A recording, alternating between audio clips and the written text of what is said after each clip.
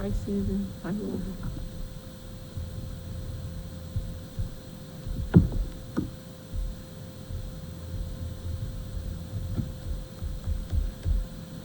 Okay.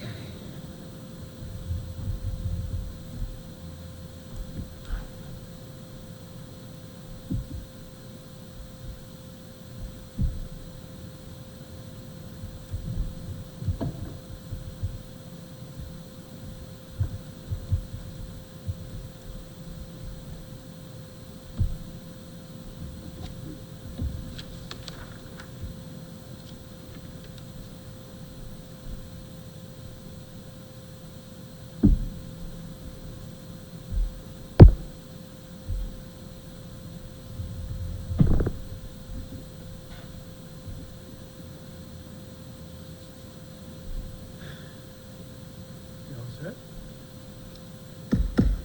Good evening. Welcome to the November 22nd, 2021 Curriculum Committee meeting of the School District of Haverford Township. We could rise for the Pledge of Allegiance, please. I pledge allegiance to the flag of the United States of America and to the republic for which it stands, one nation, under God, indivisible, with liberty and justice for all.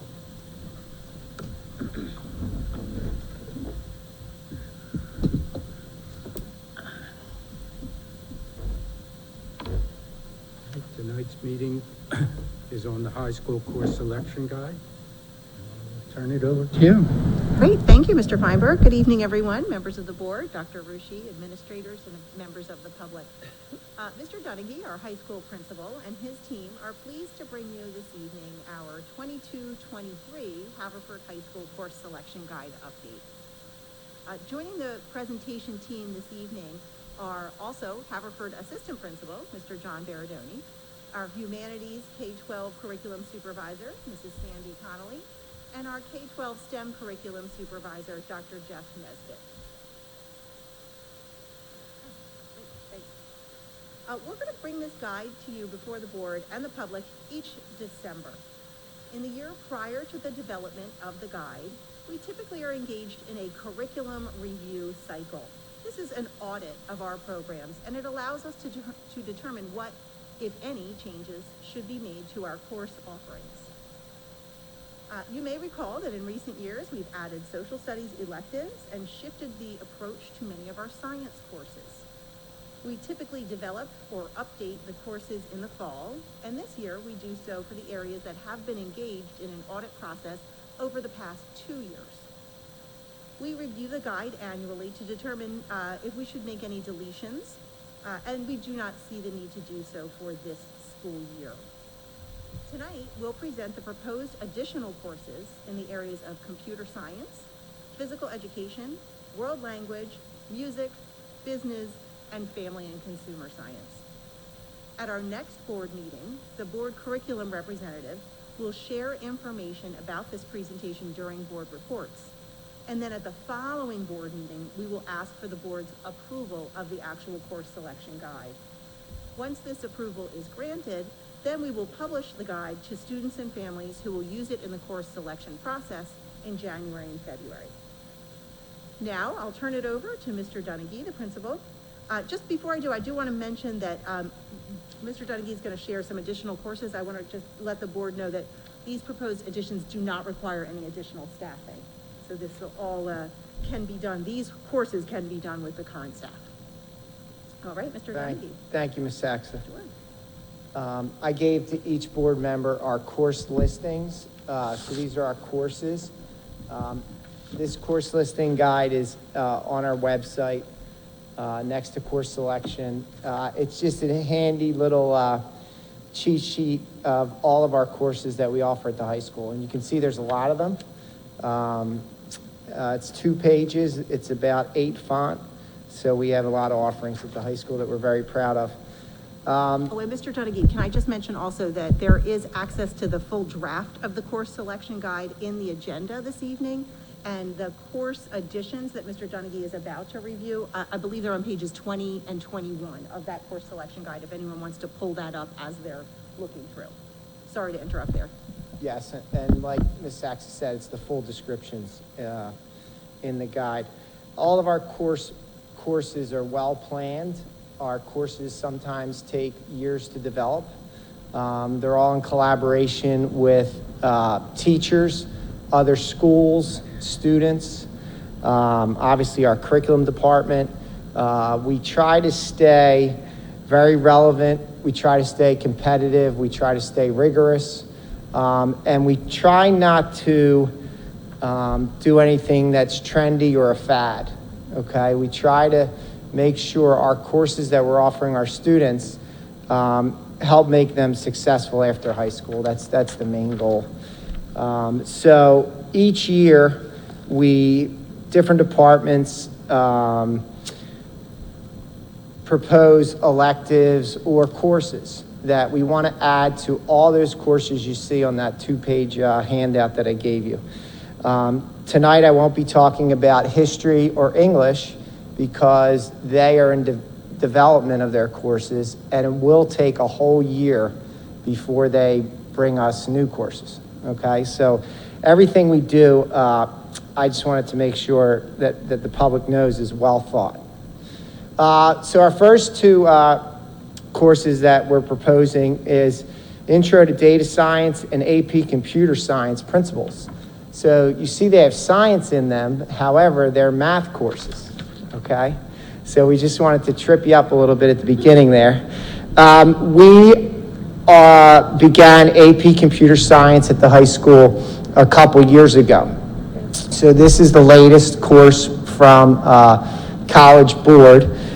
We added coding courses a few years ago, and the popularity of those courses, drone aviation, things such as that, the popularity of those courses really pushed us to add another AP Computer Science course. So AP Computer Science we have, but AP Computer Science Principles is a course that is more hands-on, that the test for the College Board is not only multiple choice, but you submit some type of project, some type of portfolio. It's I don't want to say a little more creative than the regular AP Computer Science, but it's more of a hands-on, and you're allowed to go in different directions with it. The AP Computer Science original course is more prescribed from College Board. So College Board and us saw a need for a little more exploration in this area. Intro to Data Science is a course that's an introductory type statistics course. As we all know, all colleges, two-year colleges, have some type of statistics, some type of data course that the students have to be prepared to do. Also, if you're not going to college, you need to be able to explore data, you need to be able to disaggregate data, and make good decisions based on the data that's presented to you. So this is a course that our math teachers developed and saw as a need for not just our highest level students, but our students that are in honors classes or in college prep classes. So that's one of the things we do also when we're adding courses, is make sure that every type of student is represented in our course selection process. So there are two more math classes that we're proposing.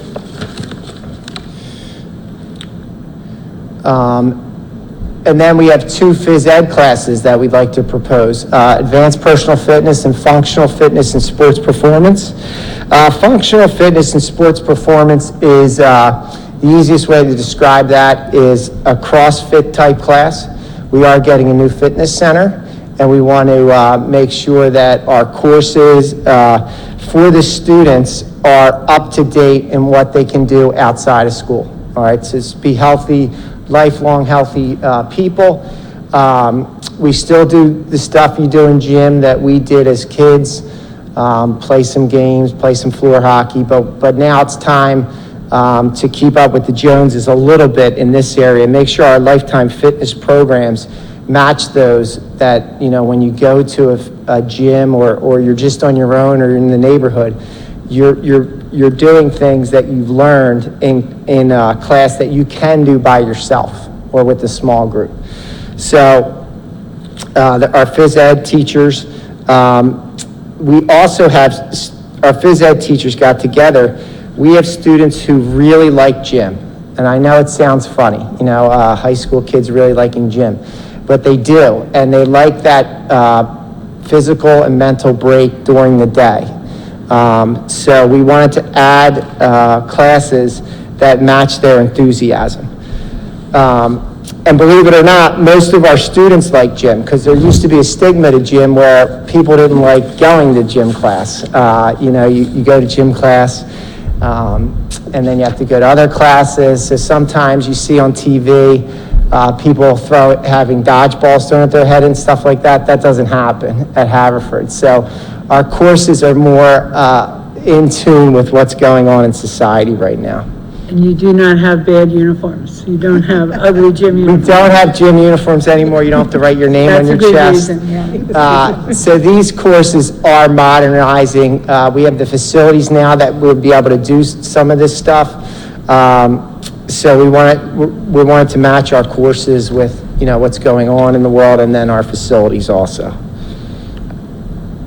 And then you can also see, like, we're talking about math, we're talking about phys ed. Now we're talking about world languages. So again, just going back, these are our needs based on our students' interest, okay? And based on classes that are filling up, and then where do we go? What's the next step? So whether it's math, whether it's phys ed, whether it's world language, what's the next step that we need to take to continue our academic success? So these two courses come out of the students wanting more, all right? We're very fortunate that in middle school they can take the first year of a language. So they come to the high school, they can take 2 years of a language in the same year. So some students come in and take the second year and third year as a freshman, and then they take 1 or 2 courses as a sophomore, and then by junior year they're taking AP courses. But then after that, we don't have any offerings for them. So we've had students who have taken independent studies over the years.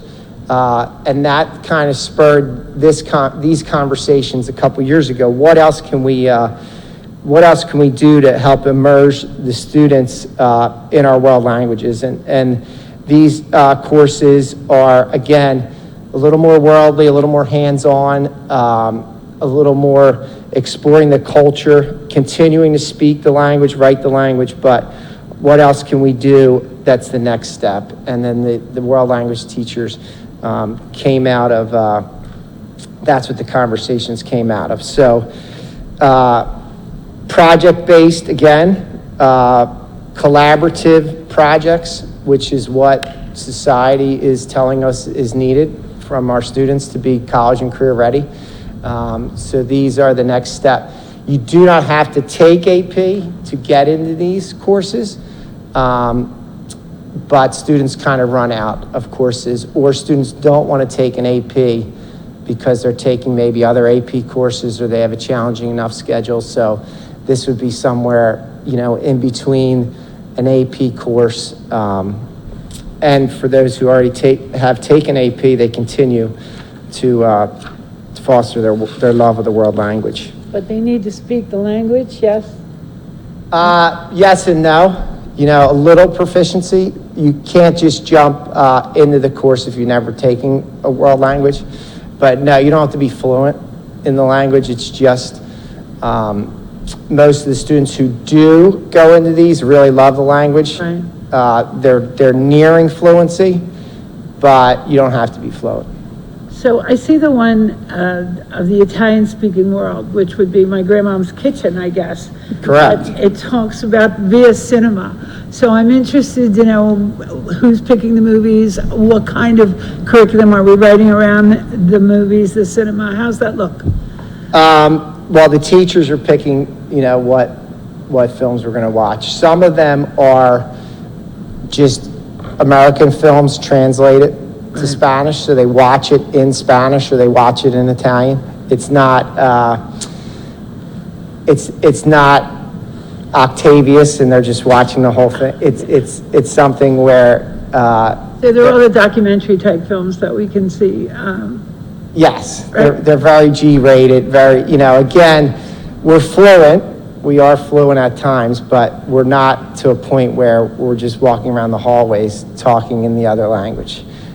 So we need something a little bit in between. Right. So they're doing hands-on. It's a lot of culture, a lot of historical. It is, some of it will be food, some of it will be dress, some of it, fashion, things like that. Some of it is looking at the magazine. We do use magazines now in our classes that are, all Spanish or all Italian. So just expanding on that. We do a lot with music in our classes now, in all of our world languages. So it'd be an expansion on that. So that's where the kids have come in and said, oh, can you do more music? And we don't have time. There's only so much time in a year. So we don't have time to expand and hear more songs or hear the next song or figure out what the song's saying. So it's a little of all that mixed in. Can I assume that, for example, the Italian, that all teachers that teach Italian are collaborating on this curriculum, on what it's going to look like, or is it just the teacher who's going to teach it? Yes. Same with Spanish. It's a team collaboration. Yeah, not only is it the Italian teachers collaborating, it's the whole world language department. Okay. So even the French teacher is saying, oh, you can do this or you can do that, but right now we don't have that capacity in French or the need right now to do that in French. Right. So we're starting with Italian and Spanish. They are our most popular. So it's a combination. Rarely ever do we present a course that's not collaborated either with teacher to teacher or teacher to another school. So we're going to do some business classes in a minute, and I'll show you like teacher to another school. So with our world language department, they do a wonderful job. They're super collaborative. And then we have our meetings. Sandy holds the world language meetings with the middle school teachers. So once a month, we meet with the middle school world language and our world language teachers. I just think it's important for everyone Yeah, to know that's a that great these point. courses are collaboratively created. Sure.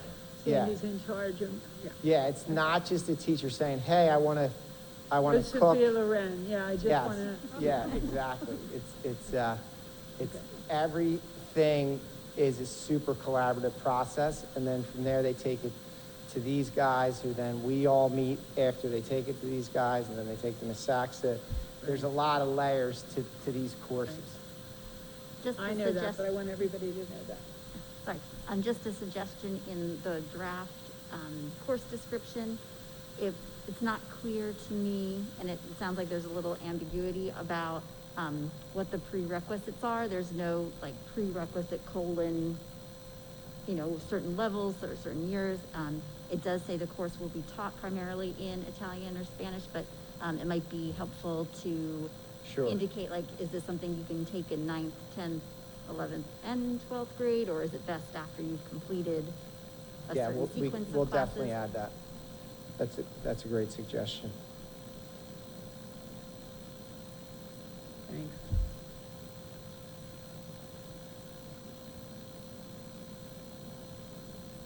So our next two classes are Ukulele Lab and Interior Design.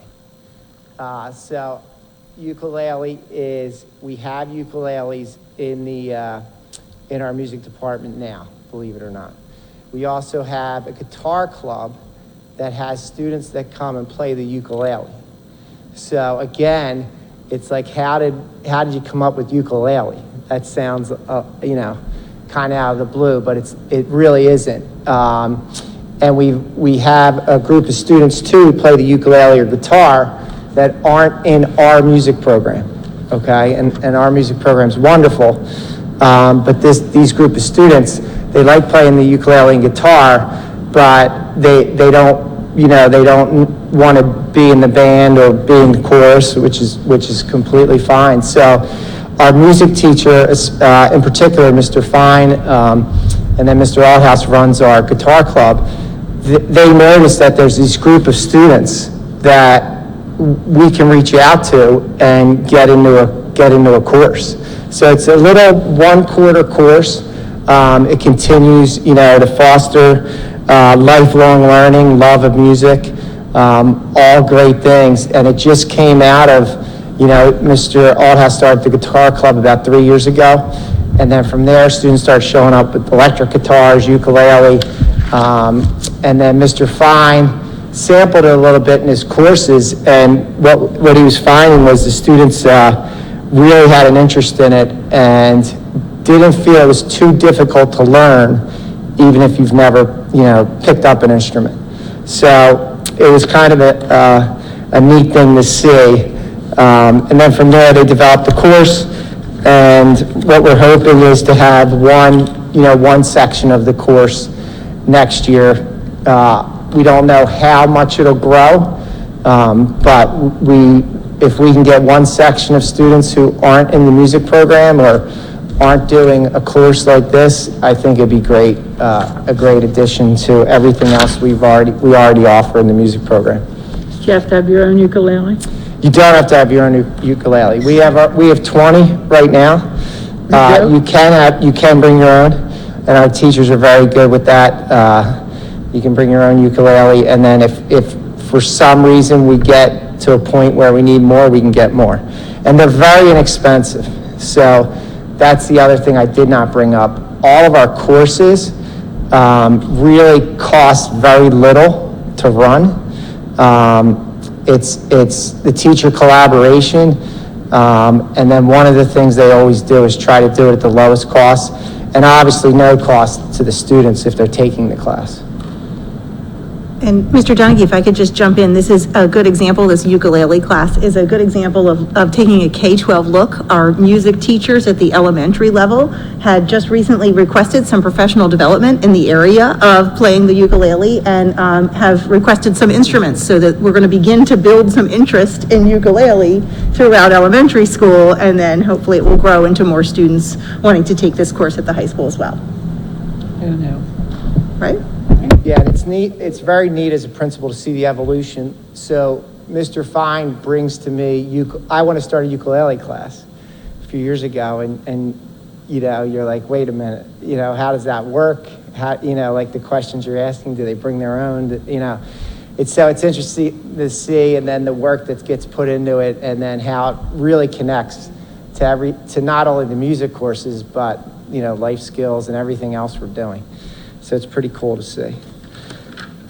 We also have interior design. Again, we offer on this sheet. If you look at all the different things we offer, digital design, fashion design. One of the next big logical things is interior design. There's a lot of shows on TV, about interior design, Pinterest, all these things. So again, we didn't want to make it a fad. We wanted it to relate to what we're doing, relate to the standards, relate to the principles of design, space planning, so it has a little math in it, it has a little bit of art in it, it has a little bit of business in it. So it's a great course, and then it just helps you, again, with your life skills and hopefully, your activities of daily living when you get older. And using space and the kids, one thing that came out of the pandemic too was this course. How do you use your space at home if you're working at home? How do you use your space at home if you're working and others live in your house?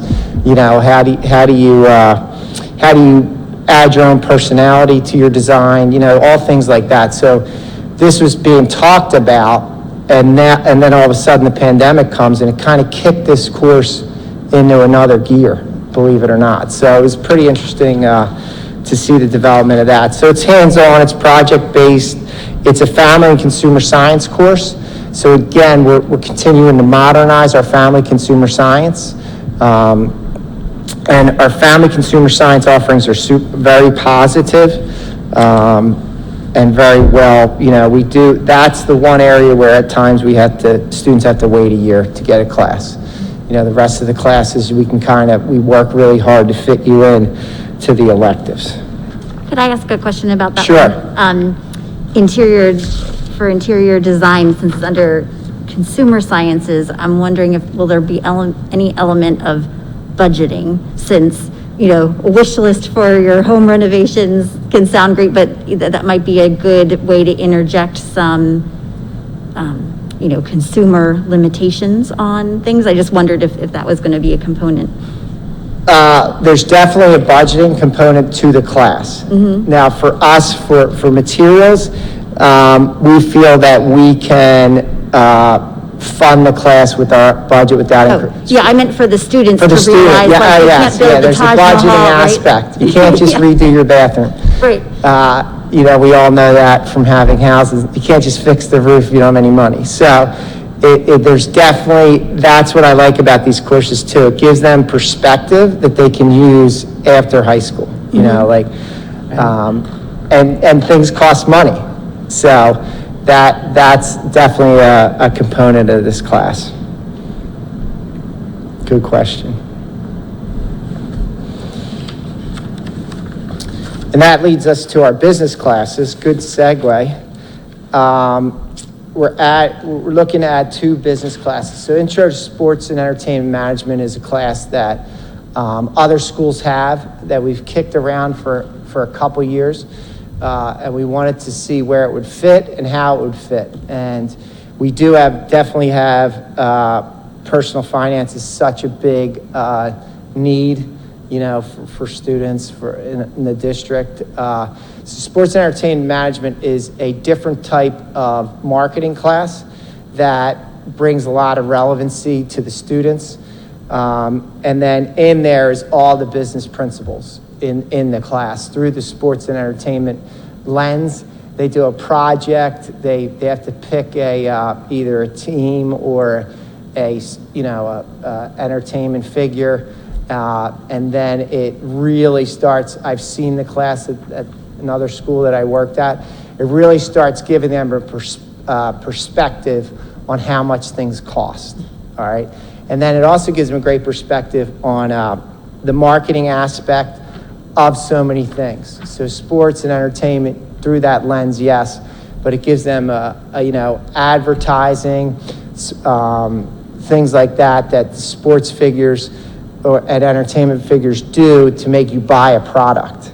All right, and whether you want to buy the product just because you know the person or you like the person, so it gives you a lot of different perspectives there. It's a lot of marketing, a lot of advertising. All the business principles are in. Our business classes are very popular right now. And you can see on the sheet our different offerings that we have. And this is something that, again, the students have been asking for. It is amazing how the students know what's going on in other high schools, and they'll come and they'll tell you, how come we don't have this class? This school does, or that school. And I always tell them it's not a right fit for us at this time. But now the courses that we're offering seem to be a right fit.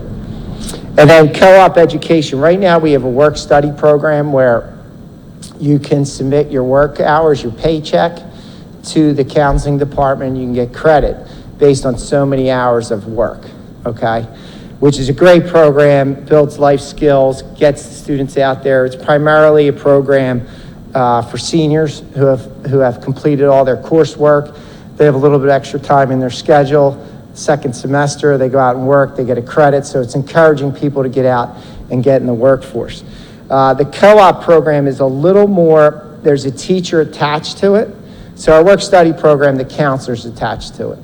But this class, there's a teacher attached to it where they work with the students on skills, resume writing, cover letters, interviewing skills. And then they also work to continue to build relationships in the community, all right, or the surrounding communities. It doesn't just have to be the Haverford School District, but communities where the students can get employed and help assist them in getting employed too. The work-study program through the counseling department, you have to go get your job on your own. After you get your job, you bring us your paycheck, okay? And we talked to you a little bit about your job, but this is the business teachers attached to the course, and then they go out and they get a job. He goes and visits them in their workplace, only like once a month, visits them in their workplace and gives them pointers on how they can do their job better. So it's kind of a bridge. It's a real life bridge to the workforce. This is open to all levels of students. And again, at a school I was at previously, we had this and a lot of success. Students were getting jobs, and then what happens is the companies who they get their jobs from, local places and then companies also, then they see how successful the Haverford students are, and then the next group comes in and they continue the job. So it's like a pipeline to a certain job. And it's not just, it's all types of jobs too. It's all types of jobs. But we're building ties in the area. We've done a very good job building ties with our special ed department in the area, and now we're looking to even expand that a little bit more.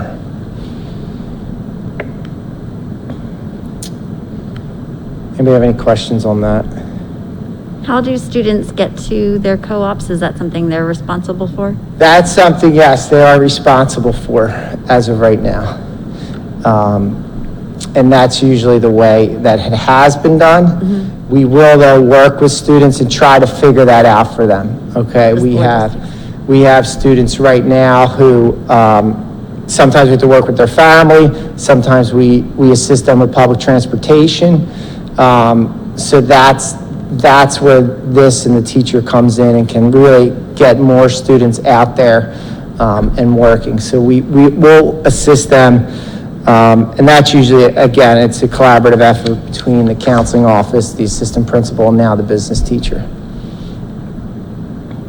For the co-op, can students find their own position as well as work with the positions that, or the partners? They can find their own position, okay. But one of the co-op would be our teacher would help get ahead of it and say, hey, I have a student who's interested in this, or a student who's interested in that, or sometimes businesses are willing to take a chance on someone if they know that there's support, from the school and someone's going to be checking up on them. And so that's what we just want to try to vary their experiences.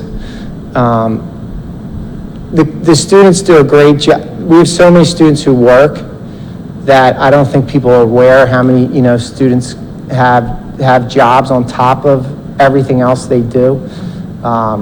So we just want to help them navigate that too. And this would also be an opportunity. There's a lot of students who work in the summer also.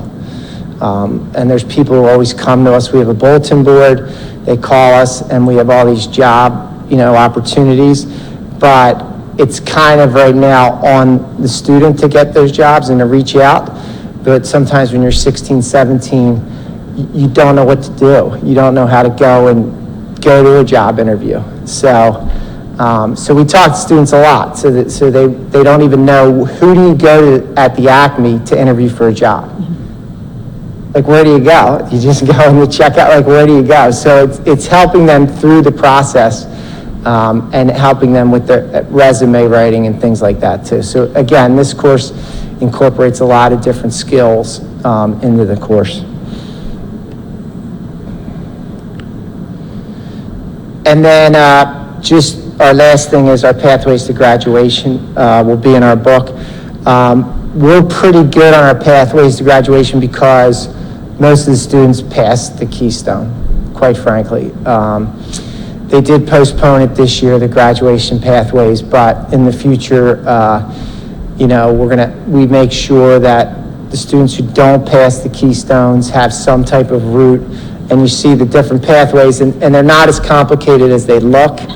And we work with the counseling department to make sure that, we're offering the SATs, we're offering the PSATs, we're offering the ASVAB, we're offering, avenues to the tech schools and other, local vocational programs. So we're pretty good and pretty covered with this, but this will be in our, all our students pass the NOCTI exam through the Delaware County Intermediate Unit. So we're very fortunate to have hardworking, students who do a great job.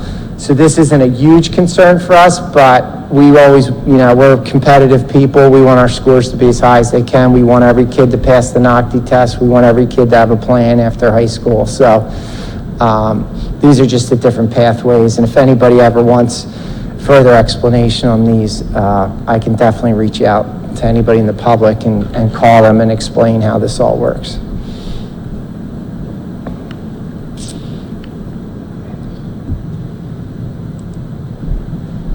And then that's it. And then that picture is for those people who are at home.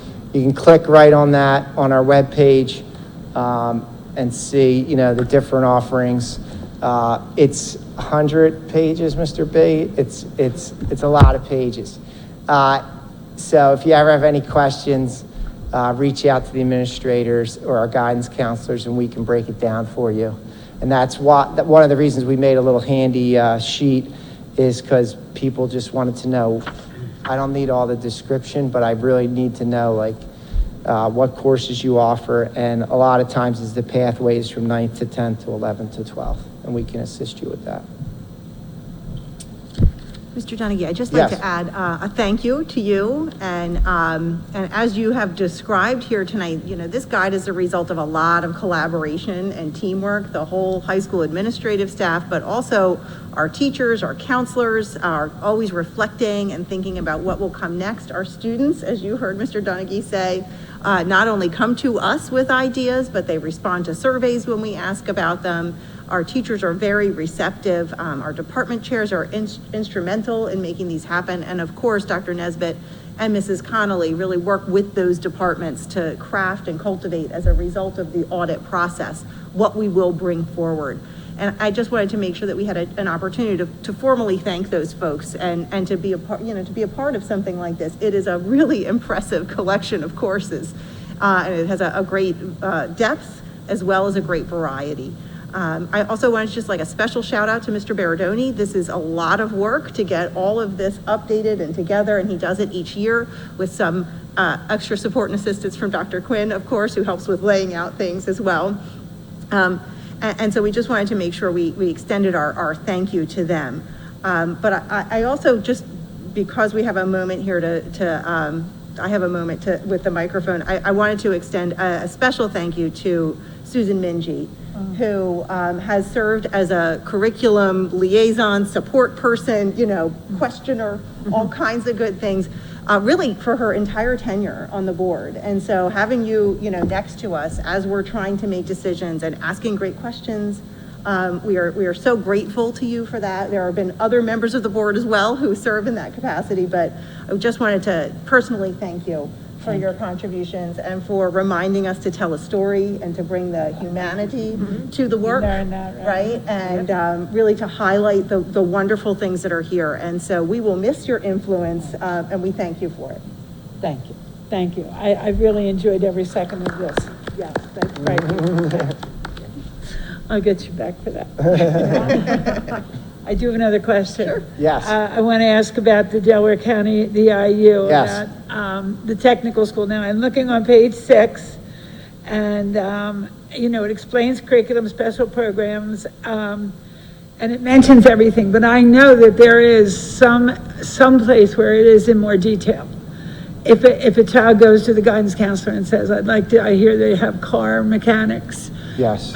Where do they know where to go, and how do they find out in detail what they would be looking at for a course? Yeah, absolutely. We have a meeting next week for anyone interested in coming, doing technical ed in the future. We have a meeting next week. Then you can meet with your counselor individually. We also have they are coming next week, the people from the IU, but then they come back and help the students with their applications. We could probably put a link in we'll put a link in the course selection guide that shows you where you can go. Because they have their own course selection guide. I know that. Which is about 30 pages. Right. And So there'll be similar. a link in here? Yeah, we could put a link in there, Okay. and we'll put a link in there. Good. Because their selection guide is, obviously they have wonderful programs, and our students take full advantage of them and do a wonderful job. And they come out with jobs, or, you know, they're getting into, we've seen through the tech ed department, sorry, I'm going on a tangent, but we've seen through the technical ed program at the IU, students get into different colleges or different levels of colleges just because they have that experience. So it's pretty cool to see. Yeah, so we'll definitely put a link in there. They have their own manual. It's like ours, has better pictures, but if we put pictures in ours, it'd be like 400 It does, pages. shiny. It's Yeah, very shiny, and yeah, so we can put a link to the programs they offer. And again, we're meeting next week. Anybody who wants to come in, we put that in our emails, and we'll get about 100 kids come to the meeting, and then we have anywhere Thanks. from 60 to 80 actually attend each year.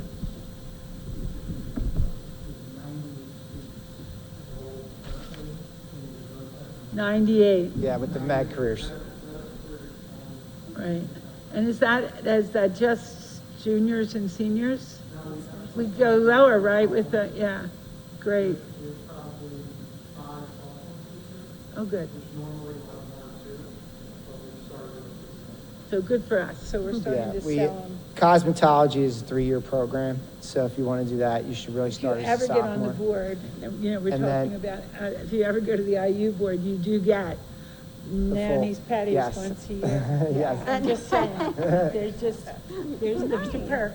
And again, from our students, talking to our students, they said, my dad owns this type of business. Is there any way I can start earlier than junior Right. year?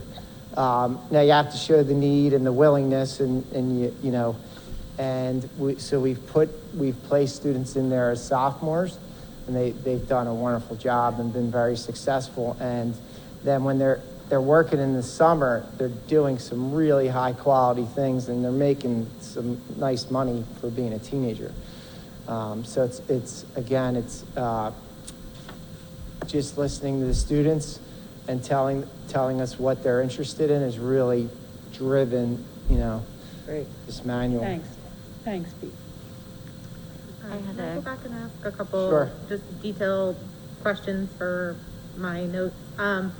The new AP computer science class, is there a prerequisite for that? There's not a You prerequisite. don't need any experience with coding or data or anything like that? Okay. that's No, great. we do, again, we talk to the students and see if they haven't taken a coding class or any prerequisite, we will talk to them and kind of just explain, what they're getting into. Okay. But we've seen success with students who've done the coding classes or have interest in them. We've seen success where students have been, are involved in robotics or involved in, engineering classes or physics classes, and they jump right to it and they're fine. Okay, great. Yeah. Thank you. And, okay. Okay, that's great. Okay, that's fantastic. So anything that has AP on it has a test, and the Well- possibility of, As a possibility of a test. Yeah, we don't mandate that you take the test.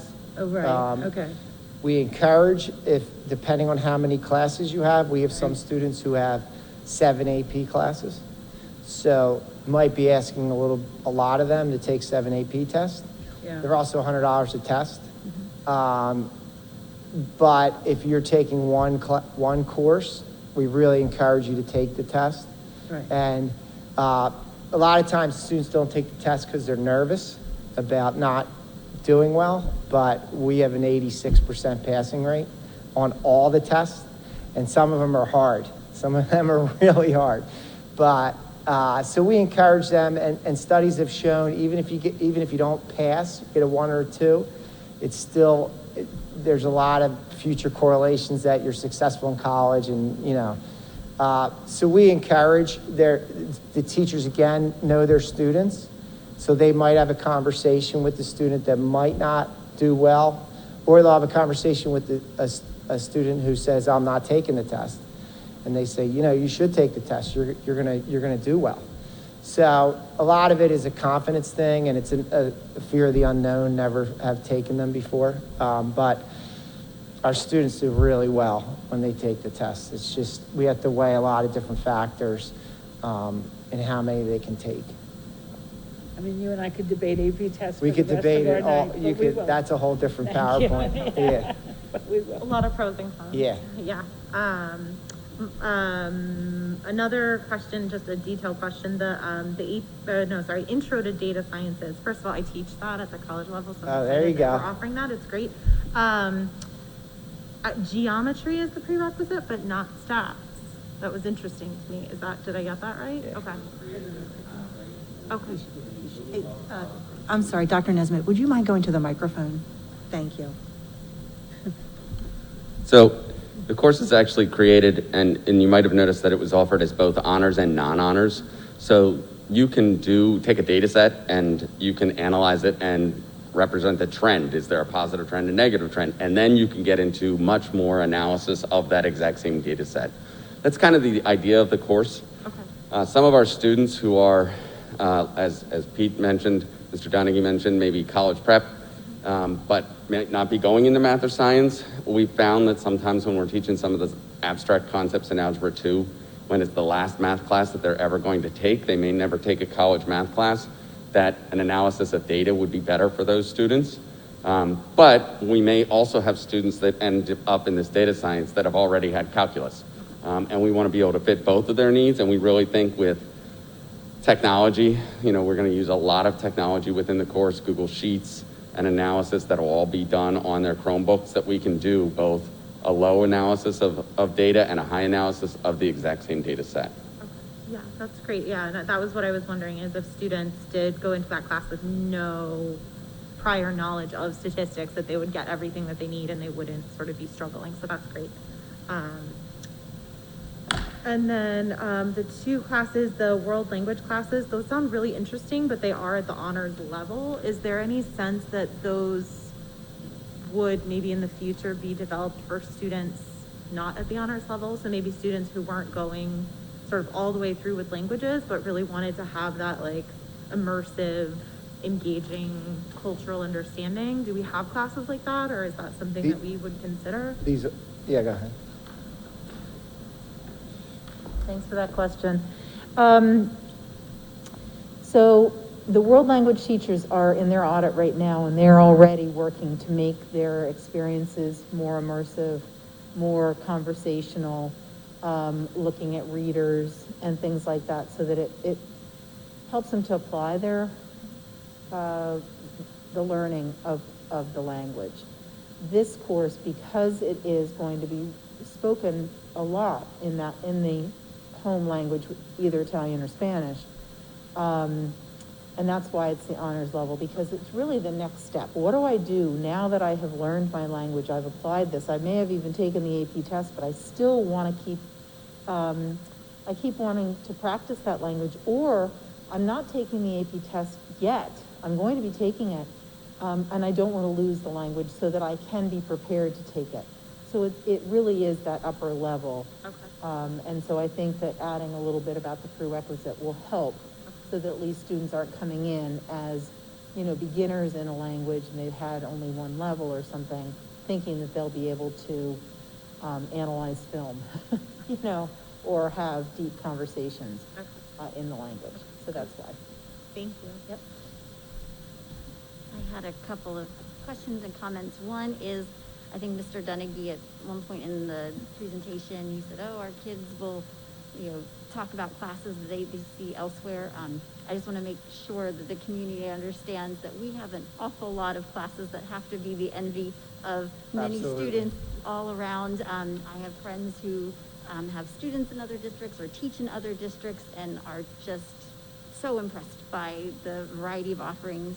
I have a high school student, one who graduated from our high school, and I will say it presents a real challenge because, with the 4 classes at a time, it's like, how do you fit all of these great things in? It's like a puzzle trying to fit the courses in and then, make sure you get your priorities. But just wanted to make sure that, that was out there, that we have a really robust offering, and the data science and the kind of sports management one are having gone on college tours and things recently, those are programs that the universities are highlighting and Correct. touting as kind of the next new thing in their business schools or engineering departments. And I think it's great that kids will get exposure to that and really get hooked and excited, and then see the possibilities that they can have when they go to college or in those careers.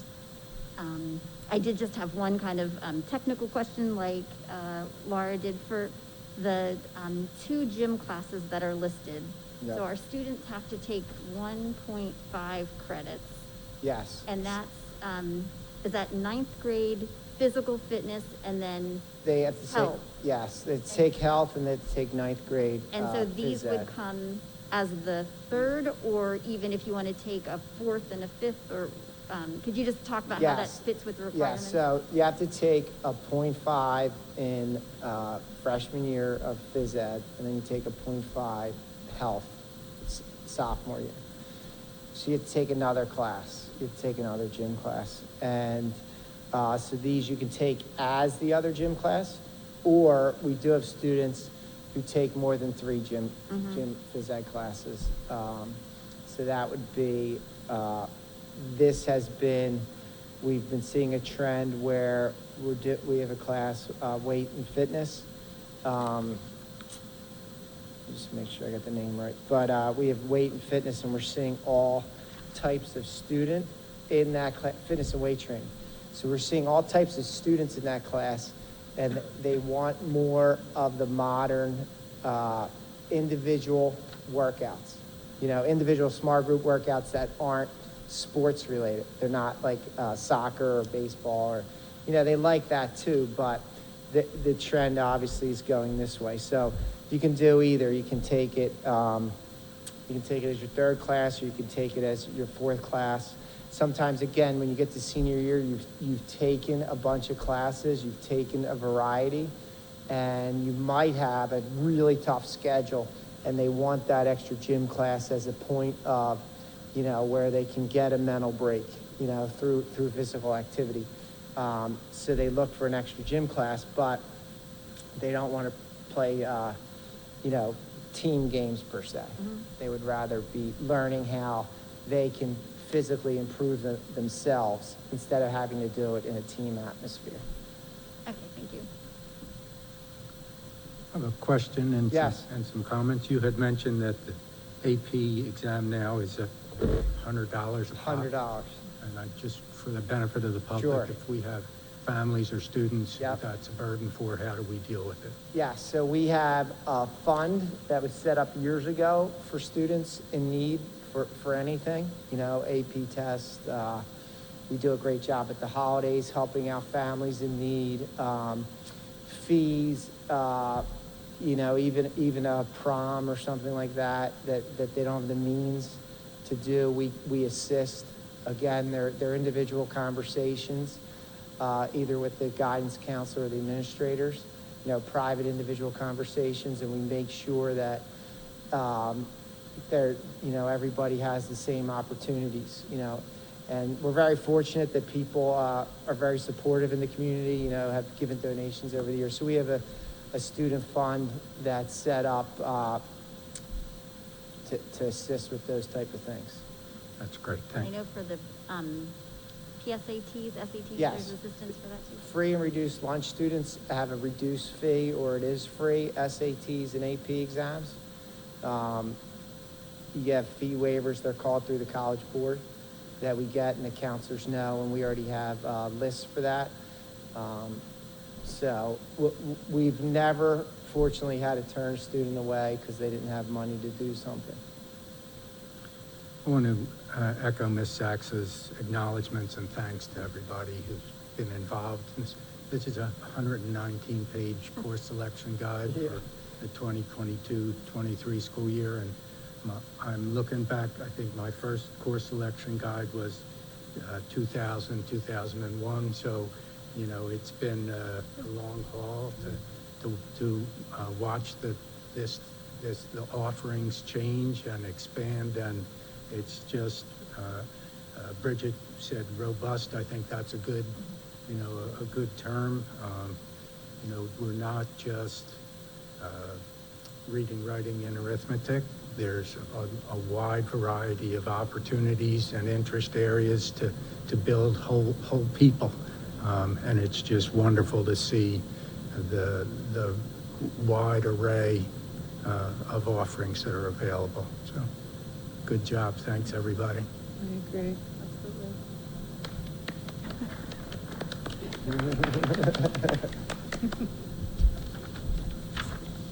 Any other questions or comments from anyone? Are we public session? Would any of you like to? I would like to say I have to pay for the manis and petties. I don't get them for free. Okay. I do pay for it, but it's convenient. Can I just remind folks of the steps, because that was sort of at the beginning. So what will happen next is, it sounds like Dr. Crispin, you will present as part of board reports. Excellent notes. Excellent. I will be presenting them at the next meeting. Great, so that'll be December 2nd, and then we don't actually ask for approval of the guide until I believe it's the December 16th board meeting. At that time, we'll have it out there and hope for your approval. Thank you. Thanks, everyone. Thank you. We're done. All right. Just some things I jotted down. We can touch base. Yeah, thank you. Perfect. Good job. I don't know how anybody does this. I think this is